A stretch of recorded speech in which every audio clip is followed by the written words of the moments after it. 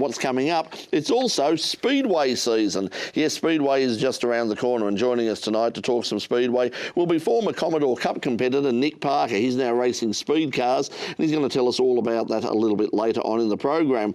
Also, welcome back to In Pit Lane. Well, coming up is the Victorian and Australian Speedway season, and it starts this Saturday night at Avalon Raceway. The popular sprint cars are in attendance, but also on the card are the speed cars. And for many, many years, in fact, for longer than most people would care to remember, speed cars were actually the kings of Australian speedway racing. They were the starting ground for people like Sir Jack Brabham, John Harvey, Bob Tattersall from America, also Mario Andretti, even Jeff Gordon started off in speed cars and got their early days of racing experience in speed cars. But what is a speed car? To find out, we're going to talk to a former Commodore Cup competitor who has now moved into the world of speed cars. He is Nick Parker. Nick, welcome to In Pit Lane. Thanks very much for having us on the show. Now tell us, what is a speed car? Well, basically, speed cars are just a purpose-built race car made for racing on a dirt speedway. They generally consist of chrome moly chassis, lots of magnesium, aluminium go-fast goodies. The engines are usually a purpose-built Ford, Chev or Mopar-based four-cylinder engine. They run on straight methanol, and most of the cars will be putting out 350 plus horsepower, and with a car weight of around 450 kilos with the driver, it makes for some pretty exciting little cars to drive. They are very nimble, and also the thing that a lot of people will notice compared with the sprint cars, of course, is that they don't have those dirty great wings on top of them. How tricky are they to drive? Well, unfortunately, I haven't really had a chance to do too many laps in my car so far, but from what I have experienced so far, they are just absolutely fantastic. And many guys say that have had a chance to drive one, that they are really an exciting little car to drive. And without the assistance of the wings and big tyres, they are really wild and they go quite quick. The one thing is, without the assistance of those wings, of course, the one thing you'll notice them being so light is a bit like the Aussie race cars like we saw at Bathurst, is when they do go, when they touch wheels and they start rolling, they keep rolling. Is that something that you looked at and just sort of worries you a bit? It's very different from a Commodore Cup car. Yeah, look, in the Commodore, and even in Formula Ford and other forms of motorsport, you've got a lot of car around you, and you generally feel pretty safe. But in the speed cars, you're not really exposed, but there's not a lot of car around you. It's basically a seat, four wheels, and an engine. And it's in the back of everybody's mind that motorsport's dangerous. We all know that.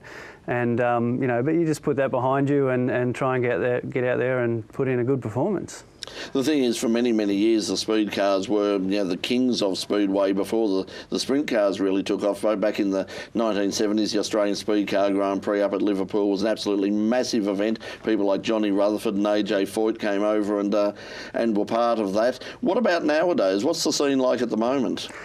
Look, the Victorian Speed Car Drivers Association, they're really started to turn around in the last few years. They've got some really strong numbers at the moment, and we've got 16 cars already nominated for our first show on Saturday night, which is really strong for the start of the season. I definitely know that there's some more cars sitting in sheds that'll be out shortly later on in the season, so we're going to have some really good numbers, and so it should be good.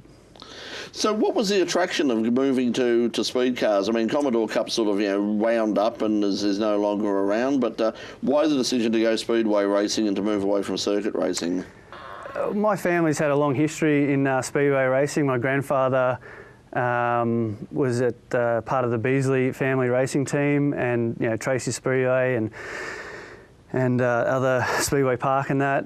And we were always involved in that. And then he ran a car himself through the 90s, and I grew up with Speedway, and that's where my passion lie. And after taking our road racing part of the career down there, we decided now to, after having a bit of a break from motorsport, that I'd wanted to have a go in a speed car and just get out there, have a bit of fun and see what we can do. So what's the chassis? Where does the car actually come from? Is it something you've constructed yourself, or is it a locally constructed chassis, or does it come from the States? A lot of the chassis come from the States. There's some local ones. Our car is an Aggressor chassis built in New Zealand, and it's been pedalled, not my car, but these chassis have been pedalled by American Davey Ray. quite often, and it's I mean, all the chassis are competitive as each other. It just comes down to personal preference, really.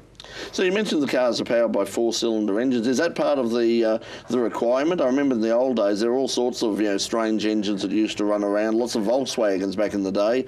Do you still see those, or are they now sort of the rules changed and they've now moved into these more specialised 4-cylinder engines? The rules haven't changed, but the sport has moved away from the backyard built car engine, so to speak, and now they are all pure built race engines built for this type of racing. So although they're still based on production engines, V8 traditionally, most of them are 2-valve per cylinder. The days of pulling an engine out of a car and hotting it up are sort of gone, which is good for the sport because it's brought reliability to the cars and consistency to the engines and the racing. So. Mentioned the sprint cars, of course. They've become the kings of Australian speedway in terms of their profile, their popularity. Is that where you're ultimately looking to head to? I really haven't got any aspirations at the moment.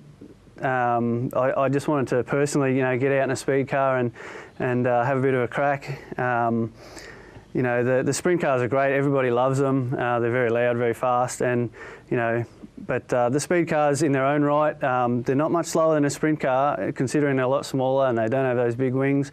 But they really put up some good racing and some close, hard racing, because the cars can get really close, sometimes 3-4 wide on even a small track. So what are we looking at for the rest of the year? We've got the first round coming up this weekend at Avalon. So for the rest of the year, what are the big meetings coming up?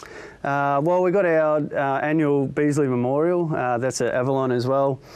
We've got a Victorian title. The Australian title this year is up at Avalon Raceway in Sydney. And many more events. We've got a Southern Speedcar Tour, which runs all over Victoria. And for us, we're planning on doing most of all of the Victorian meetings that we can, and with a possibility of going into state. It is my rookie season, so we don't want to try and run before we walk first.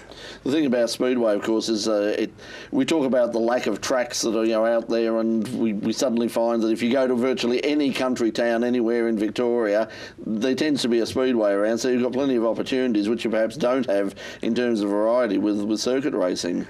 Yeah, there's over the years, you're right. There's been a speedway in nearly every town, and at one stage it was, like you said, it was a massive sport in this country. And now the speedways are closed down a little bit, but the ones that are up and running still, they're great venues, and it's great to go and be so close to the action as a fan. Well, good luck for this coming season, and I hope everyone will get out there on Saturday night. But for now, Nick Parker, thanks for joining us in Pit Lane. Thank you very much. And when we come back, we'll have more news, including all the news about something coming up called Jamboree. You're watching In Pit Lane, and we'll be right back after this. Advantage Caravan Repairs are Victoria's leading RV service and repair centre. We're also the reigning